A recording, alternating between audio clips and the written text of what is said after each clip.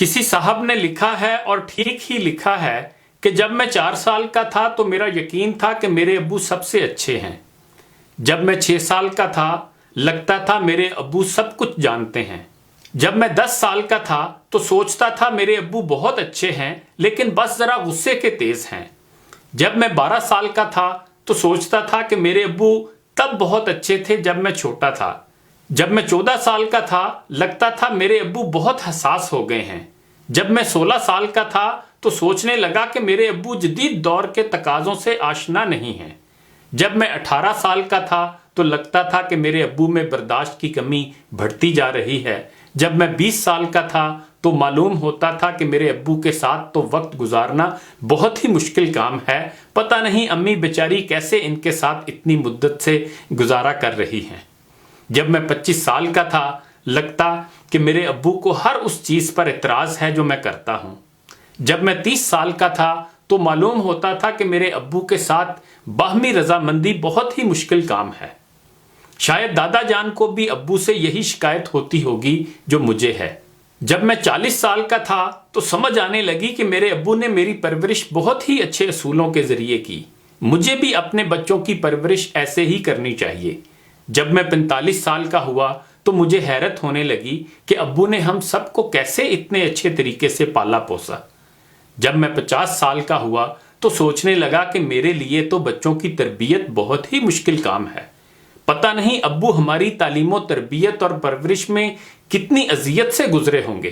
جب میں 55 سال کا ہوا تو خیال آنے لگا کہ میرے ابو بہت دانا اور دور اندیش تھے اور انہوں نے ہماری پرورش اور تعلیم و تربیت کے لیے بہت ہی زبردست منصوبہ بندی کی تھی۔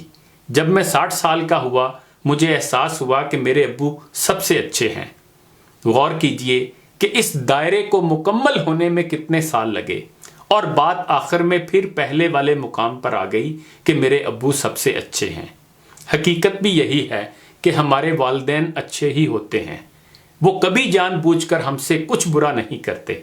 ہاں، ان کی کچھ مجبوریاں ہو سکتی ہیں کیونکہ وہ جنم تو دیتے ہیں، کرم خدا ہی دے سکتا ہے۔ ہماری تقدیریں تو خدا کے ہاتھ میں ہیں۔